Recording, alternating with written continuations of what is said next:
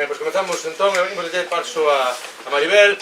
Saúde e océano, berramos outra vez Medre o mar. Nesta xuntanza maravillosa, nesta primeira ruta Vigo-Coruñenta, en principio aquí, no centro do mundo, no centro do mar, en Cartabón. Medre o mar! Medre o mar! Medre o mar!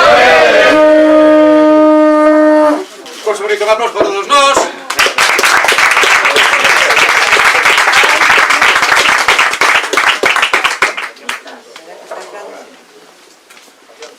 Gracias, Ramón, por vir. Luego doche paso, eh? Sí, sí, sí.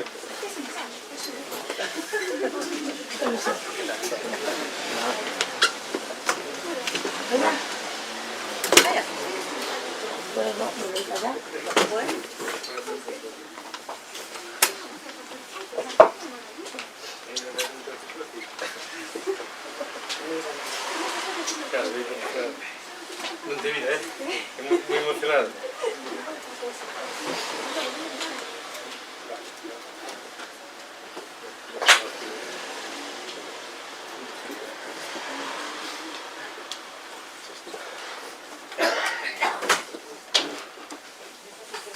Cando queiras. Ai, é que este home meteme aquí que eu non sei que decir. A ver, Tiñas que presentarme a ti, Maribel, senón non me valía. Estar aí todo este esforzo, este luz, esta segunda-feira.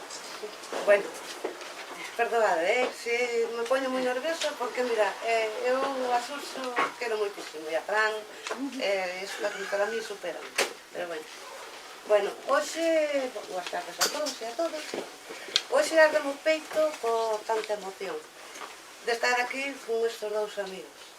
Desde o ano 1985, o noso proxecto de vida foi montar esta librería, e logo de moitos esforzos e sacrificios, vémonos recompensados por ter coñecido xente maravillosa, única e irrepetible, como estes dous amigos que teño ao meu lado. Que isto, bueno, máis de unha a saber, Quero dicir do noso amigo Fran, o que coñecedes de sobra, novelista, poeta, editor, e agora director de Xerais, que desexo que todo vaya moi ben, e que contará con toda a nosa axuda. Editora que sentimos un cariño especial, xa que creou en nós desde os inicios, cando ninguén o apostaba. De Fran lembro as nosas conversas, tomando café e unha cervexa. Quero agradecerlle a súa xenerosidade, o altruismo que puxo naquel proxecto que xurdeu nunha viaxe a Madrid no ano 1999, de coordinar, facer, editar aquel libriño de minis relatos, este de aquí, no que tantas escritoras e escritores participaron. E todo grazas a él, xa que nós jamás seríamos capaces de levar a cabo. Proxecto no que, por certo, tamén está Suso Souto. Grazas, Fran, moitísimas grazas. E falar de Suso Souto é falar de amigo, do amigo que non son capaz de poder demostrarlle con palabras o que sentimos. Quixera deste sempre ser poeta e ordenar os meus sentimentos. Escritor, músico, redeiteiro, vocalista, xornalista, ensaísta, contador de historias, mestre de ceremonias. Para min é unha persoa única e irrepetible.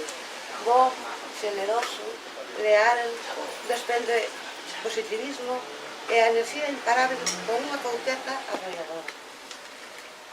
Hai case 30 anos que temos a fortuna de coñecelo e canto máis paso o tempo, máis nos reafirmamos.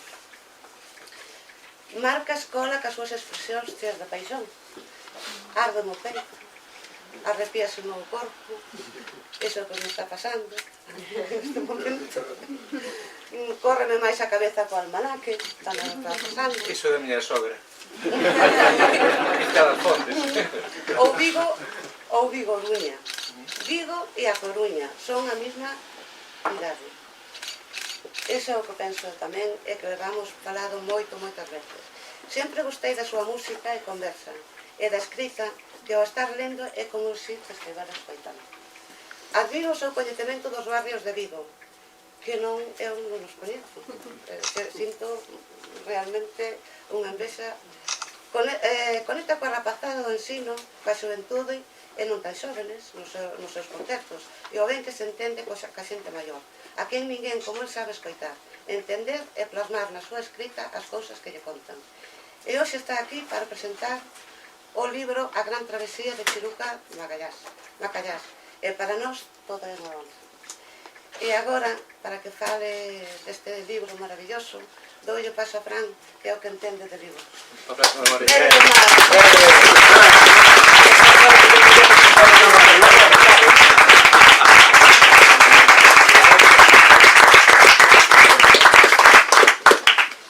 Bueno, boa tarde.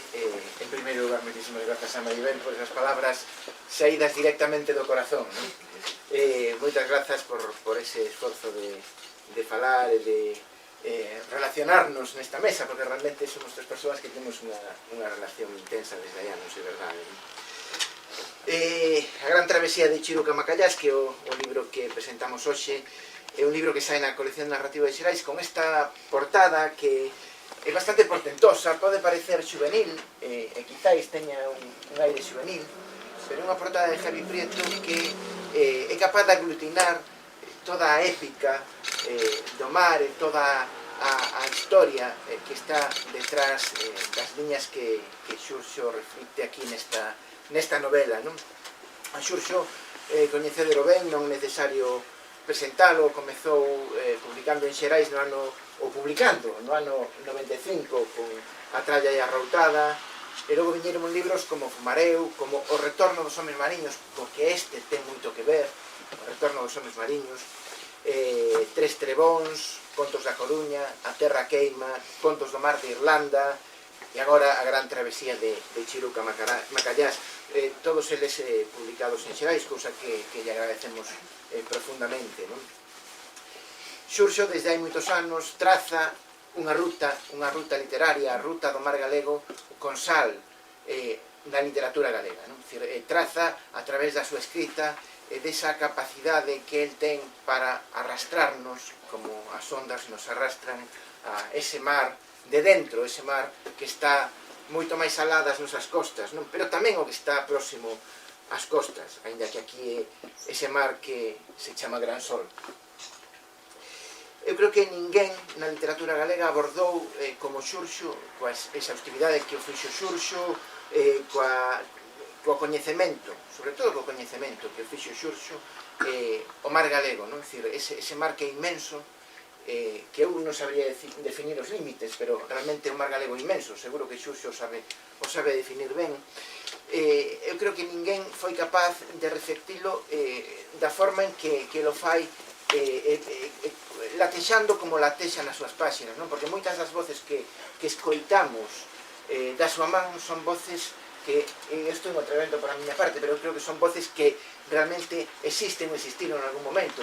Aí detrás hai moitos mariñeiros, moita xente que viviu o mundo do mar intensamente, que Xurxo coñeceu en algún momento da súa vida e que lle foron abrindo ese camiño do mar, que é un camiño que logo nos abre a nós. O Macallás é un barco capitaneado por unha patroa chamada Chiruca, unha patroa que parte sempre dese porto único o que aludía antes Maribel, Vigoruña ou como que iramos chamarlle, é dicir, ese porto único que conforma toda a nosa fachada atlántica e que vai de Vigo a Coruña ou da Coruña a Vigo, porque realmente modelan unha mesma identidade, unha identidade mariña, unha identidade que, botando man das palabras do propio Xurxo, vai de Teis a Lavañou, bellas rúas, area chorona. E a través desta paisaxe unificada vemos o Orzán, acceso de lumieiras na noite de San Xoán, pero tamén vemos a festa grande no Berbés de forma simultánea. Esta é unha novela que aproveita as características formais do relato, que aproveita as características xerais de un xénero que rompe para ofrecernos unha novela que está moito máis alá dos xéneros, e que se autoalimenta e que se vai construindo a través das diversas historias que nos aporta, que son moitas todas esas historias. Decía que é unha novela sobre ese mar inmenso que é o mar galego, E esta novela é unha novela que hai que ler, e que é contada, ademais, cos ollos húmidos, non valen calquera ollos, hai que ler cos ollos húmidos, porque son os ollos que están salpicados polo mar, e polo tanto son os ollos de mar adentro, non son os ollos da terra, e aí o narrador fai unha apelación a todos nós, como lectores e lectoras, e dinos: advírtocho, terrícola, como narrador e guía desta marea, anunciocho dende xa, compre mudares de perspectiva. E esa é a perspectiva que temos que ter, a perspectiva de quen está dentro do barco e sabe e coñece o día a día do mar, e sabe e coñece ese extraño animal que é o mar, porque non deixa de ser un animal extraño. E ao longo de todo este libro, ese animal extraño vaise mostrando con toda a épica do traballo que os mariñeiros levan a cabo nas faenas, nas faenas do día a día, pero tamén con toda a mitoloxía que Xurxo sabe extraer e que sabe recuperar de séculos e séculos de tradición mariñeira deste bello país, que tantos séculos leva vencellado o mar e o traballo do mar. E aquí esa épica do traballo está protagonizada por unha muller, que se chama Mercedes, que o hipocorístico, como xa dixen, Chiruca Magalhães, está no propio título. E a través dela, a través desta muller patroa que guía o barco, que guía a faena, vai se nos misturando a realidade e a fantasía, e a través desa realidade e desa fantasía percibimos que os feitos son unha especie de nebulosa no que todo pode acontecer, pero unha nebulosa fantástica, maravillosa, unha nebulosa que nos atrapa a través de anécdotas maravillosas no sentido tradicional da palabra maravilloso. Poden suceder cousas increíbles, por exemplo, pode ser que se capture un libro peixe, ou pode ser que haxa un peixe sapo que fale, e non convén tampouco desvelar demasiadas cousas. No libro, esa realidade e esa realidade fantástica é posible grazas ao traballo do día a día, do que acontece na travesía, pero tamén grazas a uns textos que se chaman crestomatías, e eses textos son 15 lecturas que unha amiga de Chiruca Magalhães, que se chama Laura Coido, lle proporciona para cada un dos 15 días que dura a travesía. Unha lectura ou unha crestomatía por día, crestomatías que abren múltiples historias, que abren contos cheos de referencias, de homenaxes, de recoñecementos, de chiscadelas que ás veces recoñecemos e ás veces non somos capaces de recoñecer, pero están aí e percibímolas, de relatos, de moitísimas voces, en definitiva de maravillas, porque realmente Xurxo é un portento de fabulación, ten unha capacidade enorme para fabular, e eu nese sentido creo que é unha especie de Álvaro Cunqueiro do mar. Álvaro Cunqueiro era do compañero, Álvaro Cunqueiro era do compañero, Xurxo era de Monte Alto, pero ten esa capacidade que tiña Cunqueiro para fabular, para situarse moito máis alá da realidade e trasladarnos a historias increíbles. E esa, efectivamente, desde Monte Alto a perspectiva se ve de distinta forma que desde Mondoñedo, que non é comparable, pero é unha perspectiva que nos remite moitas veces a esa fabulación que estaba nos libros de Cunqueiro. E o perfil dos textos que van conformando o libro, sobre todo as crestomatías, son moi distintas, hai novelas de vaqueiros que lle gusta moito a Chiruca Magalhães, por certo, hai relatos mariños, hai novelas por entregas, hai historias de todo tipo mesturadas, onde aparecen navegantes de múltiple perfil, e logo, a través deso, ou empapando todo iso, embebedando todo, mollando todo, a talasonimia, a forza dos nomes do mar, ese mar que foron nominando os nosos antergos ao longo dos séculos tamén, e que foi creando unha paisaxe de nomes que tamén denotan a identidade do país. Hai nomes increíbles como Tres Codillos, como Mar das Galiñas, como Cona da Bella, como Mar do Candil, como di Xurxo, é un poema mollado que foron armando con forza os nosos antepasados, o traballo dos nosos avós, non? Para chegar a un sitio tan prodixioso como é o Meixón de Rocal, unha pedra prodixiosa que está entre Escocia e Islandia, non? Decía que Xurxo ten esa forma anterga e tradicional de contar, non? Que a ten, e iso é un don que el posúe, non? E está vencellado á realidade, non? Pero tamén sabe poñela ao servicio da contemporaneidade e sabe recreala tal como se fai nun tempo como o noso, non? Tanto na forma como nos contidos, non? E a ollada que lanza Xurxo sobre o mar, pois tamén é unha ollada, por exemplo, ecolóxica, non?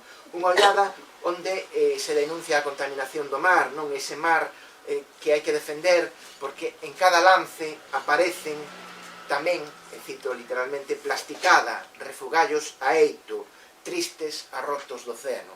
Eses arrotos do océano que estamos demasiado afeitos a ver e a coñecer, pero que hai que facer patentes, non, para evitalos, non, e que aparecen tamén ao longo da novela, non?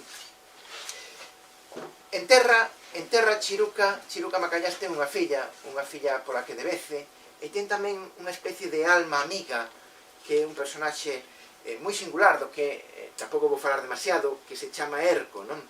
E quizáis eso, e as lecturas é o que a une a terra, non? E a súa amiga, non? A súa amiga que vive na Casa do Remo, se non lembro mal, non? Na Casa do Remo, pero no mar a Mercedes gustalle compartir o rancho coa tripulación, gustalle compartir o rancho cos mariñeiros, non? Porque nos barcos, según nos conta Xurxo, a chamada ao cociñeiro é realmente a que marca o ritmo da travesía, non? O ritmo da bordo, non? E ademais do mar, evidentemente a música non podía ser menos para un escritor que tamén é músico, non? A música é outra cousa das que marcan o ritmo da travesía. E claro, no mar de hoxe, nas travesías de hoxe, síguese cantando a Pucho Boedo e a Fuxan os ventos, pero tamén hai elementos novos, non? Hai mariñeiros africanos, hai mariñeiros senegaleses como Sedar e Mamadou que aparecen e que ás veces tamén crean conflicto, non? Porque hai vellos cantores que sempre protagonizaron en solitario canto que non te gustan demasiado as voces africanas e que desconfían, non? Exactamente igual que desconfían tamén, e non sei se estou empezando a desvelar demasiado, e tamén desconfían de que unha muller poida ser patroa, non? E nos atopamos coa discriminación de xénero, e nos atopamos cunha voz dun cantor que se chama, como alcome se chama Ferrolbello, e que se coñece como Guillín de Curuxeiras, que tamén está molesto porque a voz da patroa se sume á súa propia voz, non? Porque el é artista en exclusiva do canto, non? E esa é a realidade do mar hoxe, non? Esa é unha das moitas realidades do mar aos que Xurxo fai referencia, e vou rematando xa, porque realmente o que vemos tamén son os esforzos para conseguir unha boa marea, pero desde logo o que queda claro son os esforzos para conseguir un bo libro, non? E vou desvelar unha pequena cousa porque me parece moi oportuna, e que hai tamén unha referencia a esta librería, non? En fin, estamos diante dun libro que ten moito máis valor que 20.000 kilos de xurelo, seguro, que ten máis valor, que sabe a lirio, que sabe a peixe sapo, que sabe a sargo, que sabe a faneca, que sabe a acedía, que sabe a criques, a gulipantes, que sabe a peixe, non? Un libro que se pode guardar nunha caixa de madeira, entre fentos, pero que non necesita xeo, porque vai permanecer durante moito tempo, sen desfacerse, sen apodrecer, durante moitísimo tempo, porque este é un libro para sempre, e sobre todo, porque, ademais, a prosa de Xurxo é como a pintura de Urbano Lugrís, que tamén está aquí. Crea o mar, reinventa o mar e dá conta para todos nós dun novo mar para noso goce e disfrute. Nada máis e moitas gracias.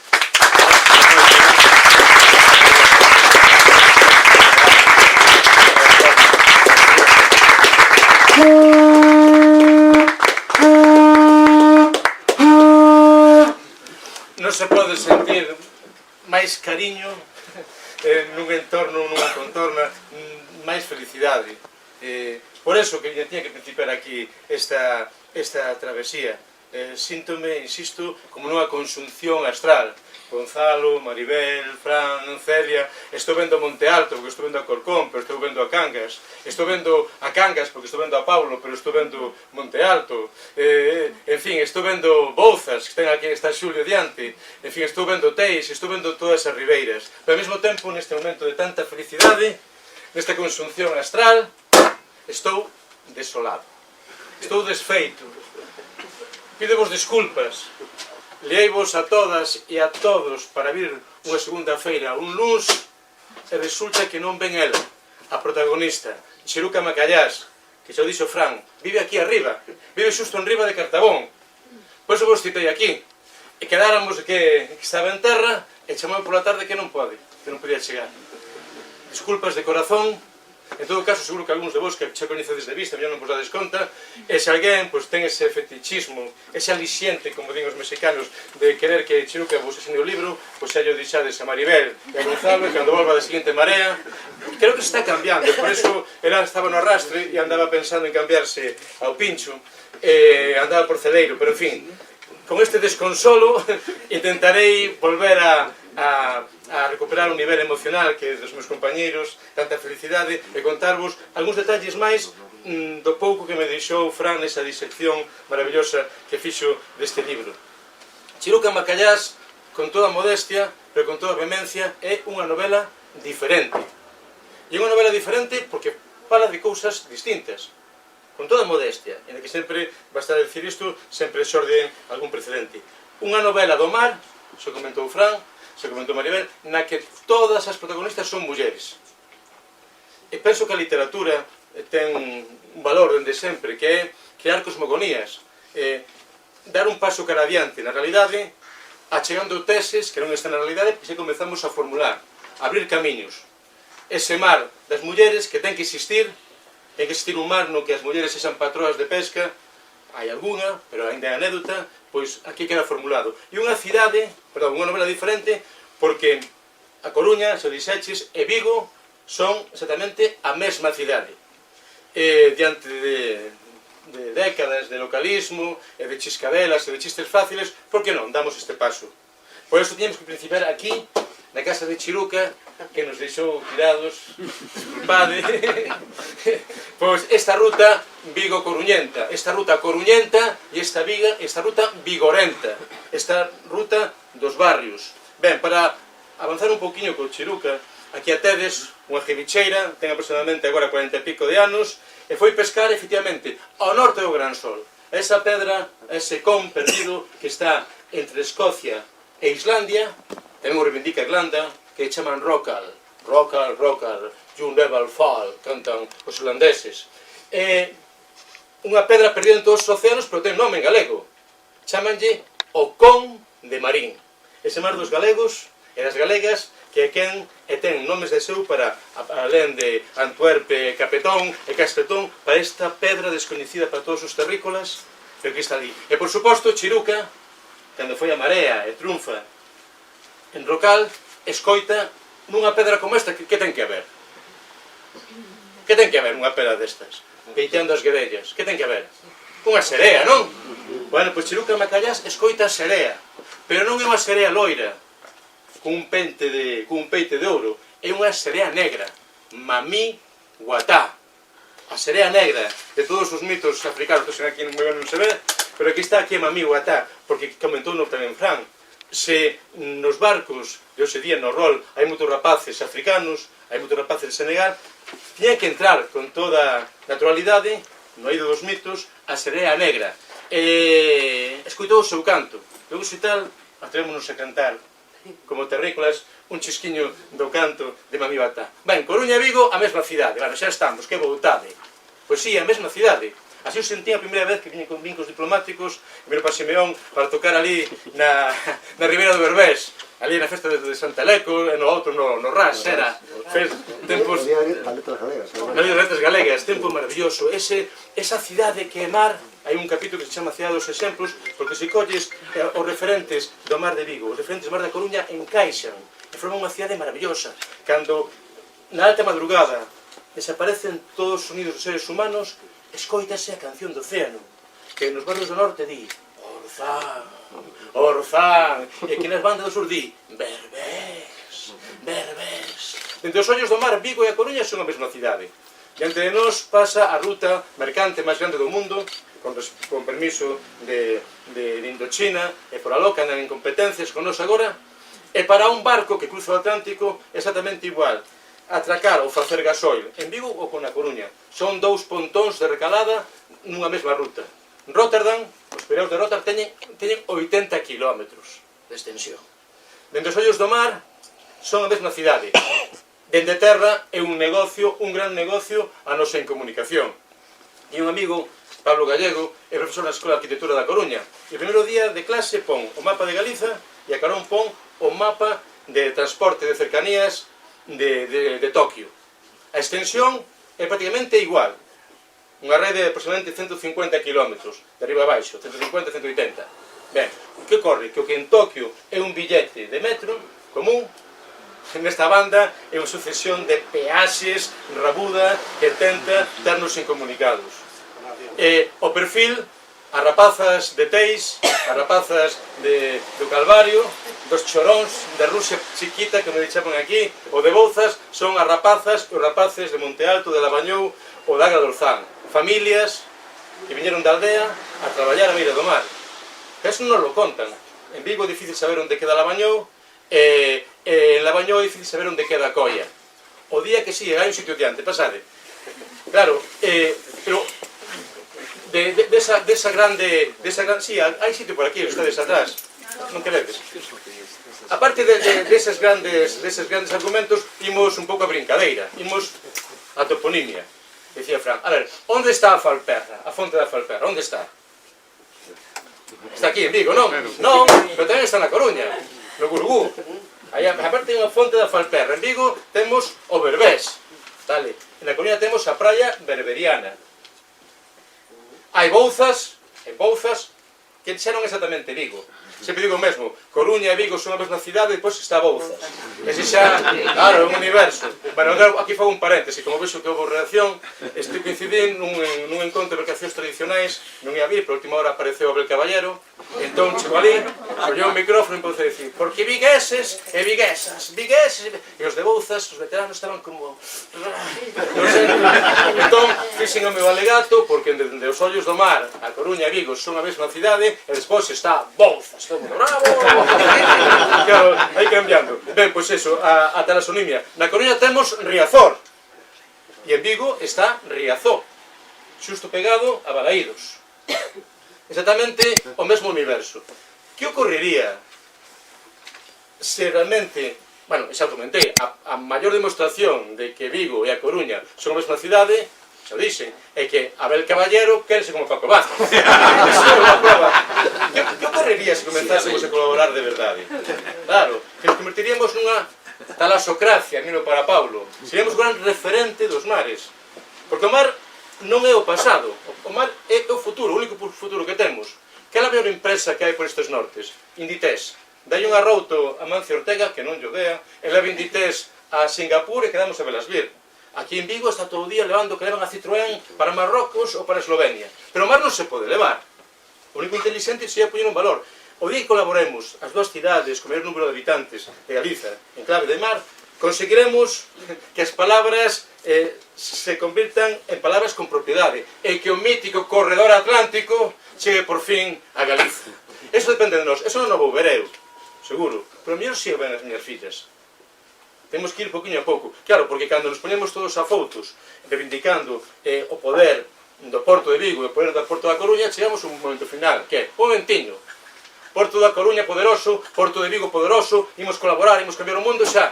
Pero que o Porto de Vigo e o Porto da Coruña non depende dos habitantes da Coruña, nin depende dos habitantes de Vigo, depende directamente dos habitantes de Madrid, ou do goberno de Madrid. O mundo ao revés. Queda aí esa cuestión. Imos outra referencia. O mar das mulleres, ou as mulleres traballadoras do mar. Cando escribín o libro Contos do Mar de Irlanda, pois descubrín esa famosa dobre invisibilidade. Invisibles porque se falaba do mar, e como na nosa educación o mar non existe, sempre digo, escribí un libro Contos do Mar de Irlanda porque unha frustración, un fraude. Eu nací nunha cidade de barco, a Coruña, e ninguén me falou do mar. E eses nomes, eses predios de Irlanda, bautizados por nomes en galego, o Mar das Galiñas, o Mar de Candil, aprendindo cando tiña 50 anos. E non ter aprendido na EXB. E polo feito de ser mulleres. Contoume Ledicia Costas que no arquivo Pacheco viu unha fotografía dunha conserveira de Vigo de principios do século XX. Había máis de 100 mulleres, pero ningunha saía na foto. Estaban todas de costas. O único que miraba na foto era o encargado. Claro, é algo significativo. O mar das mulleres, as mariscadoras, que traballaron en Bouzas, o ostreiro máis vizoso de toda a ría antes de ese recheo. Moito se fala, e con razón, con propiedade, de os microcréditos, como na India, con un microcrédito en mans de mulleres, son quen de organizar unha pequena empresa que artella toda a sociedade. Ben, eso que está acontecendo agora mesmo, e ninguén fala diso coas mulleres, coas mariscadoras.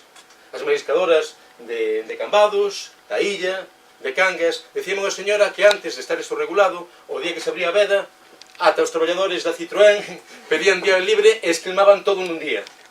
Agora, gracias ao traballo das mulleres, están poñendo en valor o océano, ou a ría, un traballo estable para producir a excelencia, porque as ameixas, o berberecho, as navallas, son os mellores aquí en Nova York. Frente a ese traballo, frente a esa opción anticapitalista, porque é anticapitalista, poñer en valor a ría co traballo colectivo de todas, vemos como as rías galegas están vendendo a multinacionais chinesas, norueguesas, para producir subprodutos, peixes de piscifactoría. E ninguén se queixa. Na Coruña hai unha manifestación, outro día, contra o peche de Alcoa. 400 traballadores e traballadoras. É durísimo. Ben, na ría da Coruña chegaron a traballar 1000 persoas. Agora hai 50 en unha cloaca. Pero como é o mar, non importa. Está agachadiño.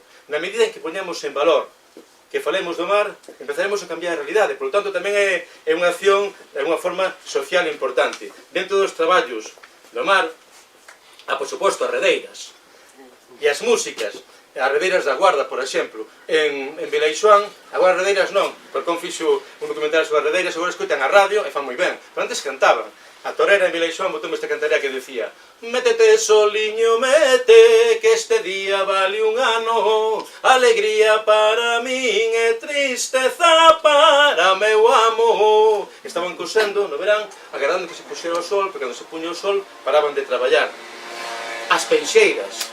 Claro, tiven a sorte de traballar unha temporada pequena de profesor en Ponteareas e coñecín as peixeiras de Xinzo. Non de Xinzo de Limia, de Xinzo de Ponteareas. Esas mulleres, de feito, é unha protagonista aquí, Erundina Bocareu, que é peixeira, que é de Xinzo, pero ten un posto no mercado do Toural, ali en Tei. Aquelas mulleres que, desde esta ribeira, desta terra de mulleres que cargan coas bestas e sementan berberechos na ribeira e patacas na leira.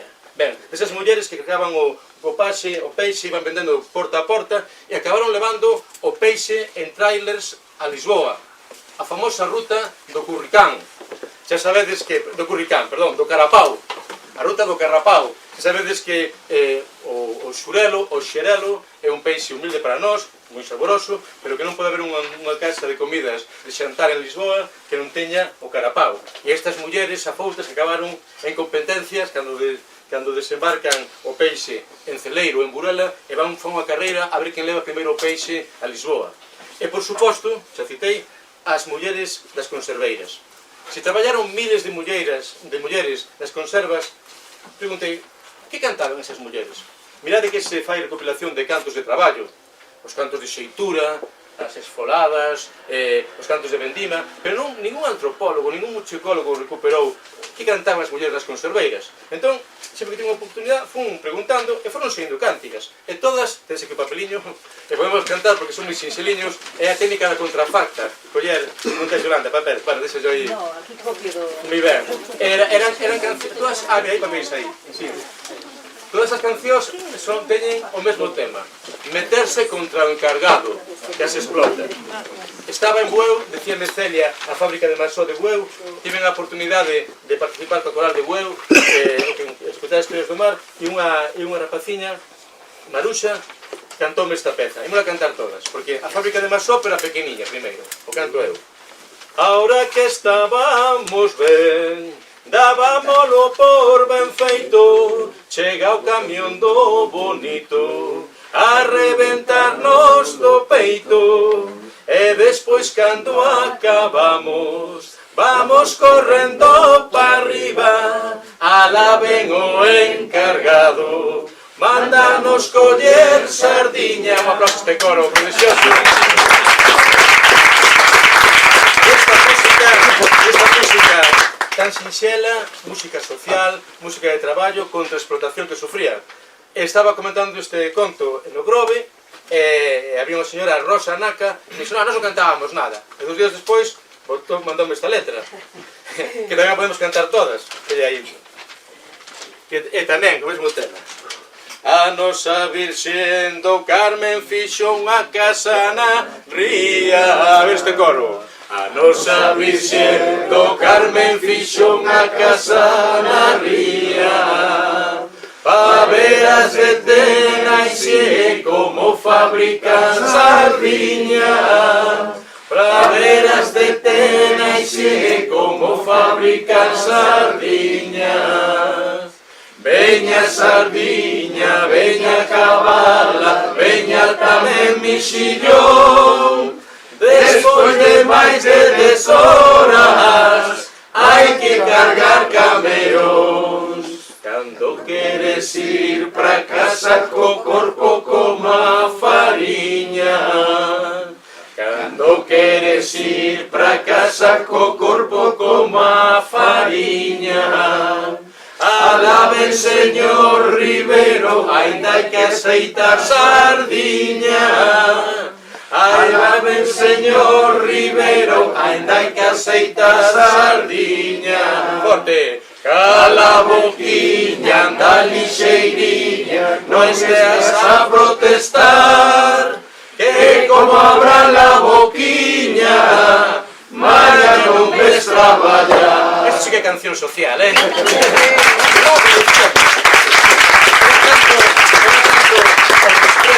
O desprezo do mundo do mar, que nin siquiera a etnografía se preocupou por estes traballos. Por certo, se algún sabe alguna canción máis, avisádeme. Teño a sorte, hai un coro que se chama Cantarelas en Santiago, imos facendo no Museo do Pobo Galego un encontro para seguir apoiando este tipo de cancións sinxeliñas, pero que son a fotografía sonora de todo un tempo. E logo xa está o clásico, a fábrica de Masó, pero de Cangas, que seguro que xa coñecedes. Mesmo Nelson Quinteiro fixo unha versión moi bonita, por loops, que fixo Carmiña, sabedes, non? O que pasa é que coño unha tonalidade que se me buscar mal para rapazas. Alguén sabe a canción? Bueno, non sabedes que sabedes. Nesta fábrica Masó me estou deixando a vida. Coñe un tono decente para vos, por favor. Pero o que para nós non é para vos. Pues coñe un tono.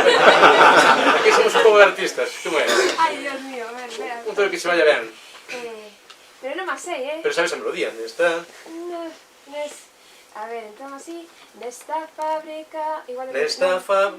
Nesta fábrica Masó. Moi alta para vos, non? Non, veña, dai aí, vamos. 1, 2, 3, 3. Nesta fábrica Masó me estou deixando a vida. Mira, mira Maruxiña, mira, mira como veño eu.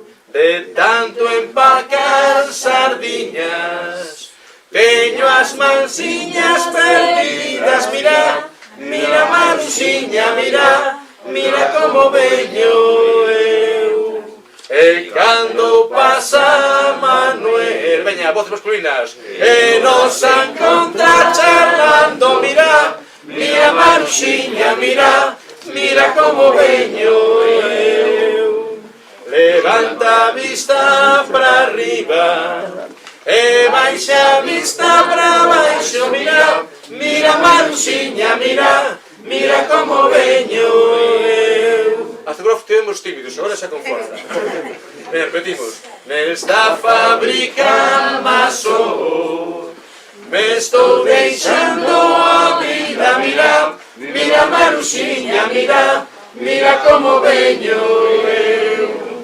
De tanto empacar sardiñas, trae as manciñas perdidas, mira, mira Maruxiña, mira, mira como veño eu. E cando pasa Manuel e nos encontra charlando, mira, mira Maruxiña, mira, mira como veño eu. E vose moi colorado aí, leva unha hora chillando, mira, mira Maruxiña, mira, mira como veño eu. Ese aplauso. Este coro cantabón de Rosa Chiquita a toda dignidade, simplemente nunha humilde cantarea das traballadoras, das conserveiras que estaban en silencio, aquelas mulleres que estaban de costas na foto do arquivo Pacheco, que non podemos compartir. Toda esa realidade, insisto, que temos que facer agromar.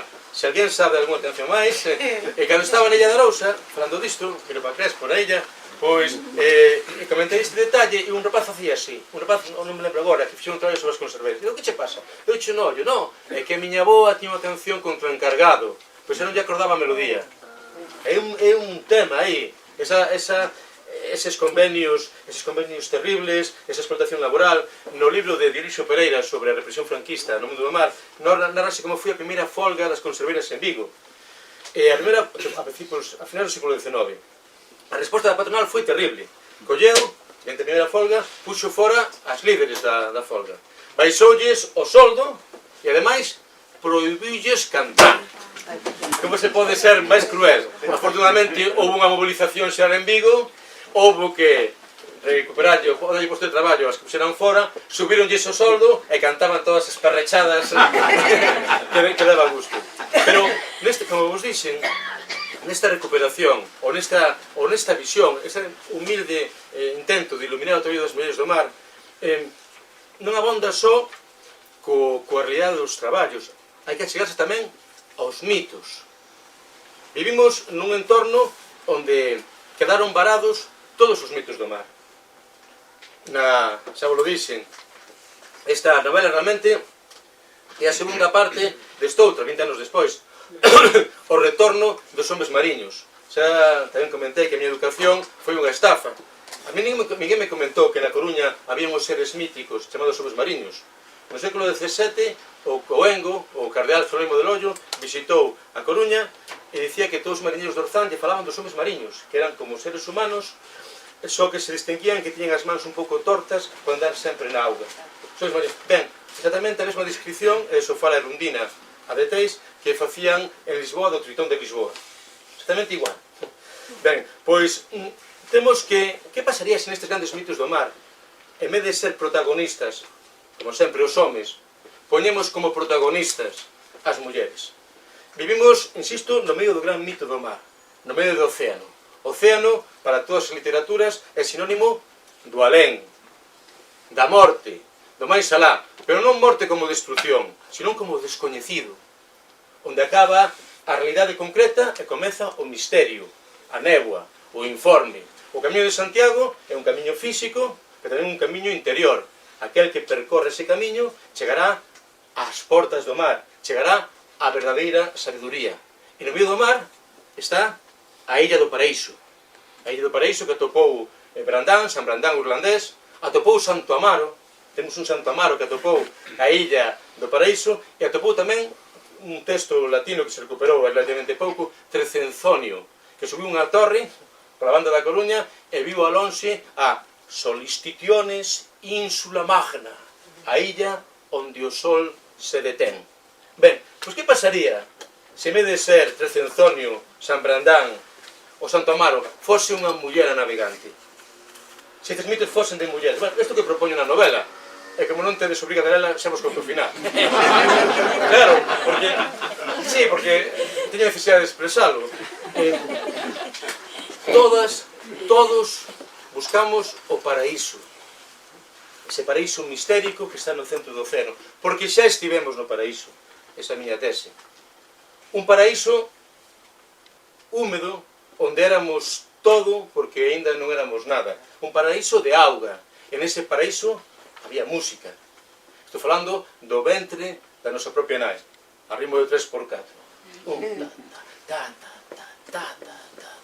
Ese é un misterio tan fondo, tan cósmico, tan humilde que propoño nesta novela. É como chegamos a un nivel emocional de comunicación grande. Comentaba que eu tiña que principiar esta ruta vigorenta, coruñenta, en Cartabón, por dos motivos. O primeiro, porque Chiruca, xa vos lo dixen, non veo a repugnante tamén, vive arriba. Pero o segundo máis importante é esa rede de amizade tan profunda que fomos tecendo. E, efectivamente, hai 20 anos, Maribel e Gonzalo tiveron a honra de convidarme para participar neste libro, Microrelatos, no que compartimos espazo con autores maravillosos e autores maravillosas. E só vou citar porque xa non está con nós, Luisa Villalta. Fascinante. Ese libro foi coordinado e editado por Fran Alonso. E aquel humilde relato, que por certo, foi un relato que me contou a miña sogra. Sí. Claro, a miña sogra é Deus. Esa é... Aquel humilde relato, Visitación de Santa Mariña, que aparece nese libro de 20 anos, pois é realmente o relato que dá pé a esta travesía de Chiruca a Macallás. Como é breve, quero volo ler. Póñeme de pé. Visitación de Santa Mariña, por Pilarita Carril, que é a miña sogra. Realmente ela chamase Pilocha, pero aí está. Aconteceu hai tempo. Visitación, visi, era da aldea de Santa Mariña, Camariñas. Casas recollidas no monte, porque na beira peta un mar bravío demais. Era disposta, forte, linda, de longas guedellas morenas. Ia ao mar e andaba aos percebes. Naufragou por aló un navío. Visi viu un inglés delicado, camiñando descalzo, sen xeito, polos pelouros da ribeira.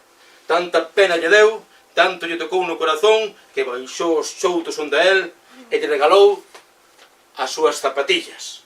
Agasallo de moito valor, que neses anos a xente toda ali adoitaba a andar descalza. O rapaz foi recuperando a saúde e aos poucos e volveu a Inglaterra. Morreu o conto. A ninguén lle acordaba xa o asunto, nin pouco nin moito. E moitos meses despois apareceu de súpeto inglés, guapo e garrido pola aldea da fin do mundo. Viñera, es proceso de Gran Bretaña, buscar a Visitación.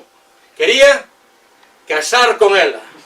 Tanto lle tocaron no corazón a rapaza esa que lle dera as zapatillas no día triste do naufraxio. Había moita expectación en Santa Mariña. Visi atendeu-no moi ben, iso sí, mas non quixo saber nada de casamento, que unha cousa era darlle as zapatillas e outra a vida toda.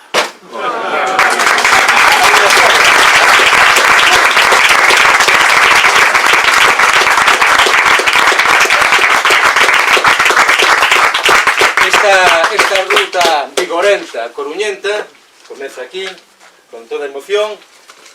Mércores estarei en Portas Ártaros, na Coruña, porque está pegado á Casa do Remo, onde vive Laura. E ademais, queria comentarvos outra cuestión. A protagonista deste libro chamase Mercedes. A protagonista deste libro chamase Mercedes. E cando estaba rematando o libro, dime de conta de outra curiosidade. Todo o libro é unha versión extendida de canción nordés os diplomáticos de Monte Alto que cantábamos con Mercedes Peón. Entón, tería a sorte de que o mércores estará con nós Mercedes Peón. Despois, o día 9, por favor, quedades avisados, estaremos en Bouzas. A parte de Vigo de Coruña, tamén está Bouzas. Despois, iremos a Gaiteira, e logo temos que falar de cando imos a Teis, é fundamental, e cando seguimos a ruta por Monte Alto. Pero agora, imos fazer algo moi difícil, e xa remato, de verdade. Imos intentar reproducir o cántico de Mamí Batá, da Serea Negra, tal como escoitou Chiruca no petón do Rocal, no Conde Marín. É difícil, porque eu son un home limitado. Se houbera que viña Xugarrido, pois xa tíamos ensado, xa cantabas ti. Pero ben, imos intentalo. Empezamos con un retorso que faga así. La la la la la la la la la la la la la la la La, la, la, la, la, la, la, que ven. La, la, la, la. Estamos rocando, mira a negua. La, la, la, la, la, la, la, la, la. La, la, la, la, la, la, la. Bueno, saiche o sol polo nariz, bebe a serpe desta luz, e despois nada, e despois nada, tuti. La la la la la la la la la la la la la la la la. Vamos con máis confianza. La la la la la la la la. Saiche o sol polo nariz, bebe a serpe desta luz, e despois nada. La la la la la la la la la la la la outra vez. La la la la la la la la la la. Abusei das augas, roca el serpe sempre, roca el serpe sempre. Veña. La la la la la la la la la la la la la la la. Vamos empinando. La la la la la la la la la la la la. E unha coda. Sempre serpe, sempre serpe, sempre serpe. Sempre, sempre. De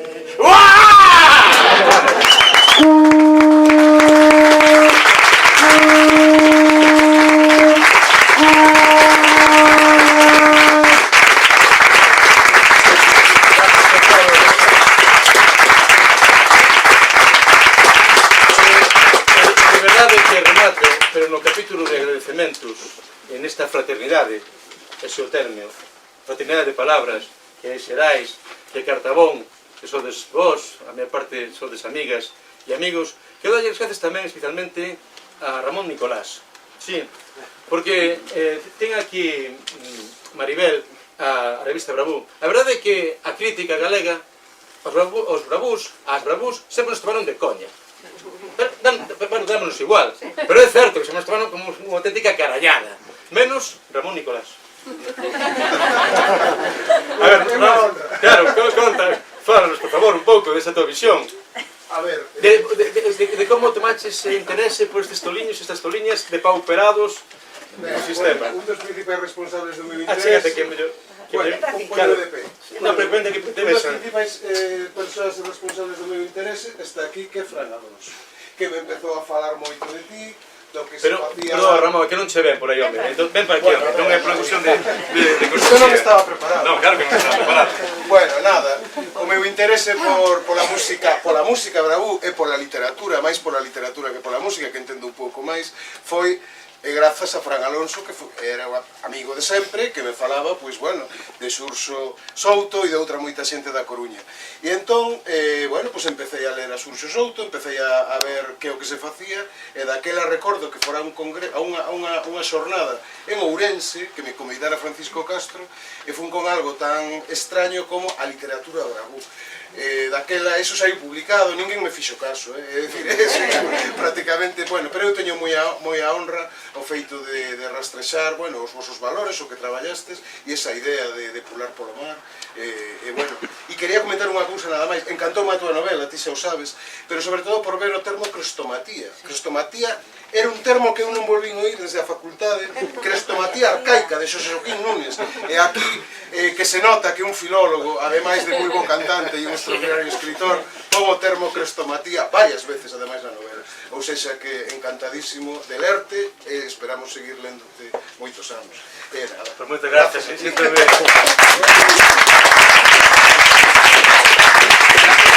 Agora sí, porque estamos a peliño deste coro de Rusia Chiquita. Se dixo varias veces, por que chamas por Rusia Chiquita, Maribel?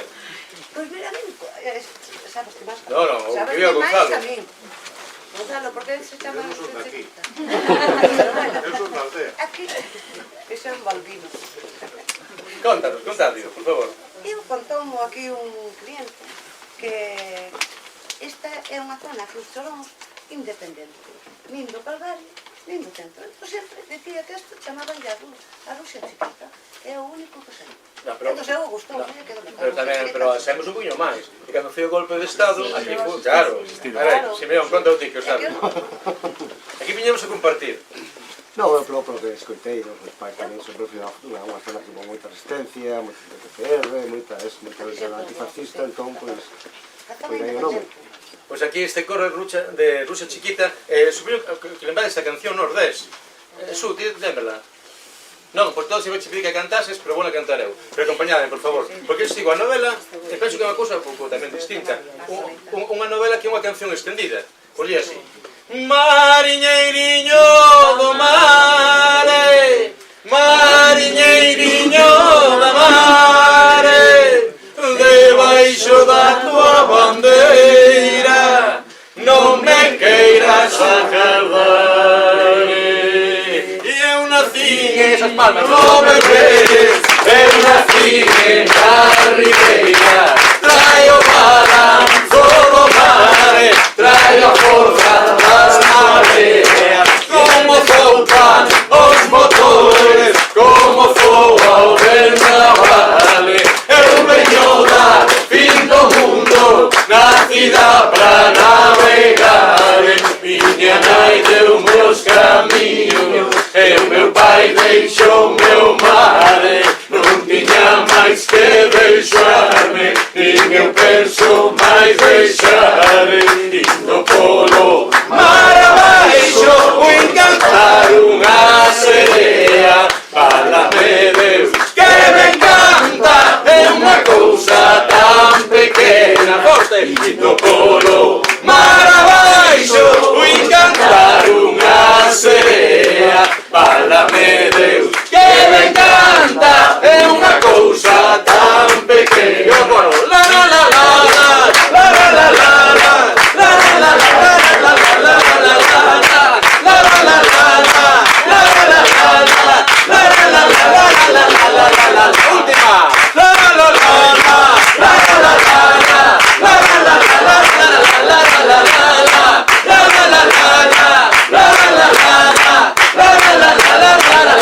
la cosa bonita. ¡Venga más! ¡Venga más! ¡Canta más! ¡Vamos, Solita!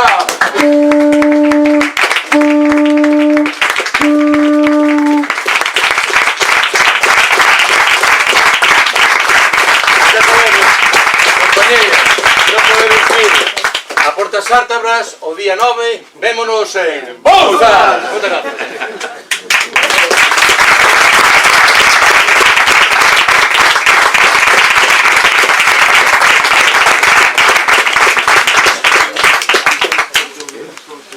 Bueno, foi un reencontro feliz,